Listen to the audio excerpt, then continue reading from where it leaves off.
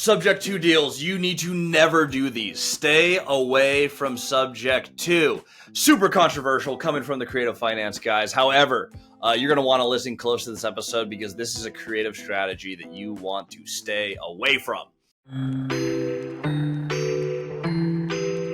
Welcome back to the channel. I'm Christian, joined today by Caleb Hommel, a friend of the channel, fantastic, one of our original mentees. He owns 53 multifamily units, all creatively financed. No subject to, zero subject to. Yeah, and we're going to go into why that is.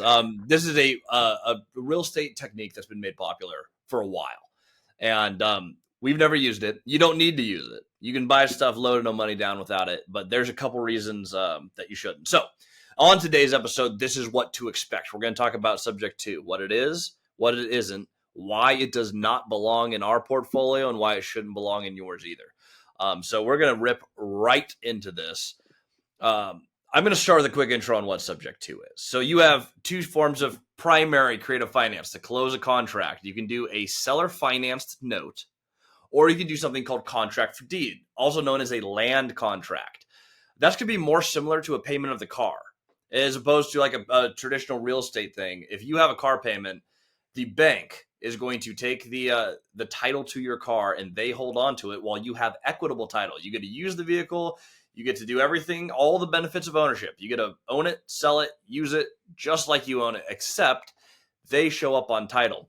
When you're doing a land contract or a contract for deed, also known as a sales contract, there's a ton of names for it. But when you're doing this type of contract, you both show up on title. So one person is going to have equitable title, you, the owner, and one person will still hold legal title. Now, it's going to be easier for them to foreclose. If you miss a payment, you have to follow the contract to the letter, which is an advantage to the seller. What's nice for you is that instead of creating a lien, you just both show up on title and it's backed by the contract. Gives you flexibility. In that, there's a clause, and this clause is called subject to. It's subject to the existing debt.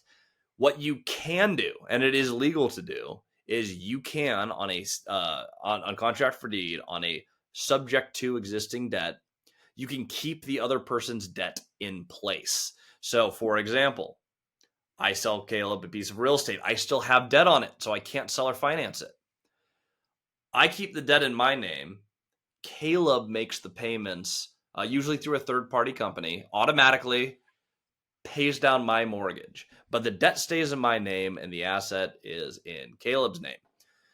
Problem, almost all debts have a due on sale clause. Almost all of them. Yep. Seller finance, it's optional. I actually have one that doesn't have a due on sale clause. I can actually keep the debt and eliminate the asset, which is kind of silly. We won't do that, but you can. That is interesting. Generally speaking. Yeah. All the banks, though, banks are always going to have a due on sale clause. That is still triggered. If they find out that you sold it, they can call your note due. This was not an issue at all when rates went from 5 to 3%. Why would a bank make any effort when their whole job is to place money? Why would they try to call your 5% note to replace the money at 3? They wouldn't. It doesn't make sense. It just doesn't make any sense. And then since then, the economic environment has done a million 180s, for lack of a better term. Well, we've gone from a 3% environment to a 7 or 8% environment in a very short period of time. So if you are the lender, imagine that you're the bank here. You have all these notes out at 3%, and then there's a whole bunch of people advertising online. Hey, you can buy property subject to the existing debt. If I'm looking at how to place my money as a bank at a rate in today's environment, that is the first thing I'm going to do. I'm like, oh my gosh, you know what we can do? We can just look at title for who actually sold their things and didn't tell us, and we can call all these notes due. Not only does it logically make sense, it is happening. I am hearing people all over the country, and I don't want to say that there's no way out of it or no way to renegotiate. No, there is escapes. There are escapes, but it's like, why would you put yourself in that position? And so what I've been seeing a lot of people do is their notes getting called. They're deeding the property back to the original owner, and they're trying to do some other thing that I would avoid, like a lease option. Oh gosh, lease options are disgusting. A lease option is a way to buy you time, and there are actually some correct uses for them. We're not going to get into this for this video, but I want you to hear the first part. Whenever you're hearing all the cures for getting your note called, start with, deed the property back. Our model is, how do you own it? How do you never lose it?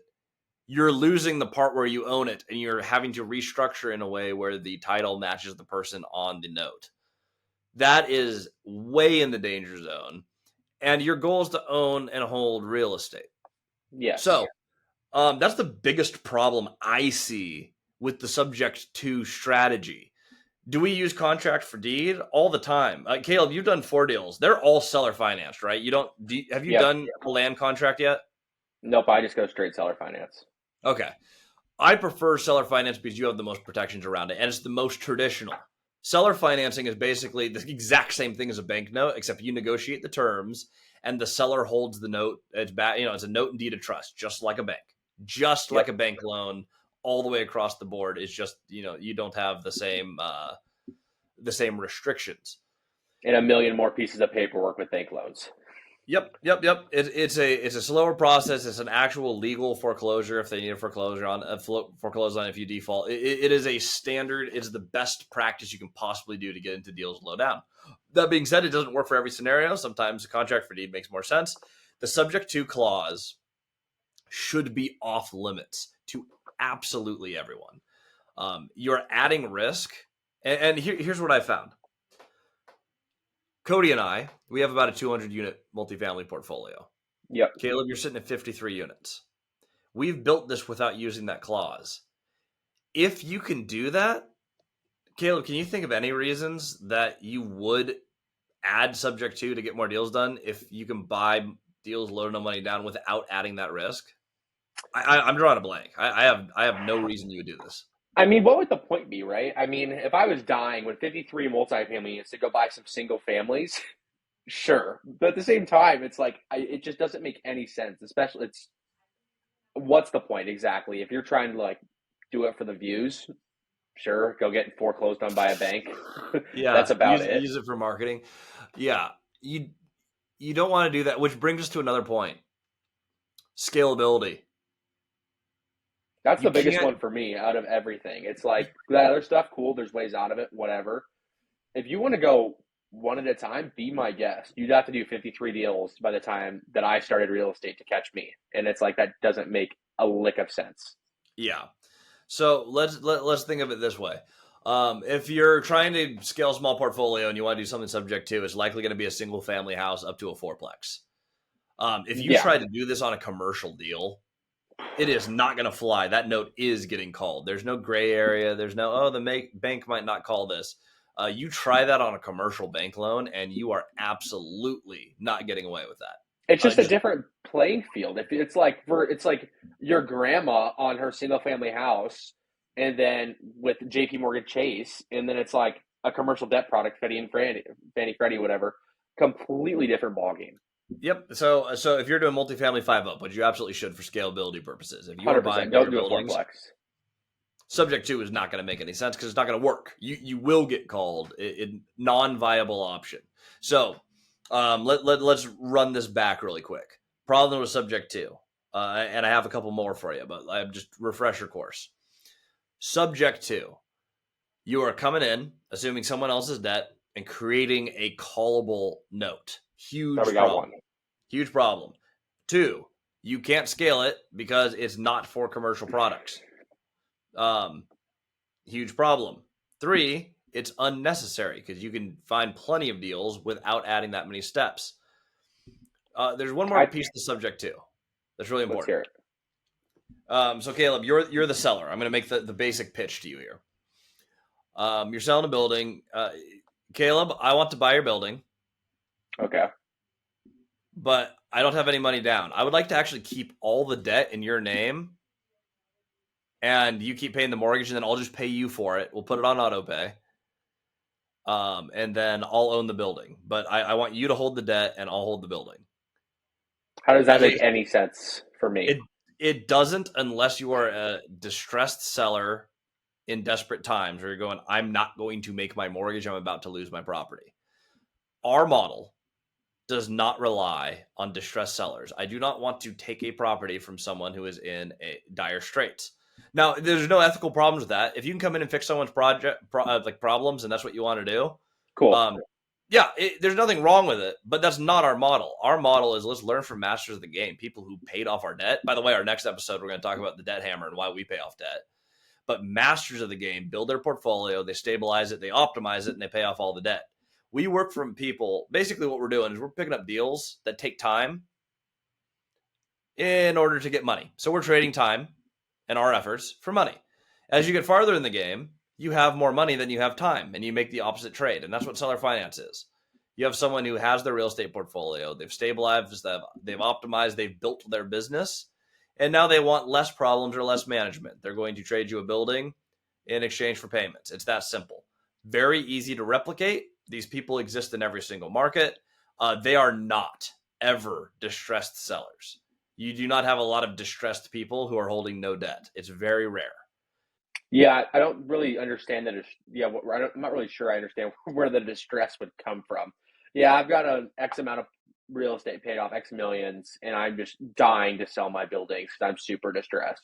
The Old only age, times, maybe. yeah, the only times you're distressed and seller financing is when they're horrible managers, but they've still managed to pay off all their debt. Like they hold it without debt.